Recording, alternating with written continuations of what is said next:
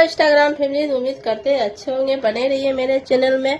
एक बात आप लोग की बोलना चाहती हूँ, सोशल मीडिया पे लोग ऐसी वीडियो आगे नहीं बढ़ाते इसीलिए आगे बढ़ाता है। देखो अभी राधा और उसके पति के नाटक देख रहे हो, कभी रो धो के वीडियो आगे बढ़ा रहा है। उसके पति ने शादी किया, राधा सही रहता रहे तो पुलिस के लेके दोनों बच्चे के लेके वो लड़की तरफ पहुंचता है, पति की तरफ पहुंचता है तो जरूर उसका पति कंट्रोल में आता है। भाई बहनों, हम गलत नहीं बोल रहे हैं, बोल रहे सच्चाई जो सुनना चाहते हो। उन लोग की वीडियो देखते देखते इंसान बोर हो गया है तो नया नाटक नहीं करेगा तो आप लोग वीडियो उसका कैसे आगे बढ़ाओगे? देख देख के ना बढ़ाओगे।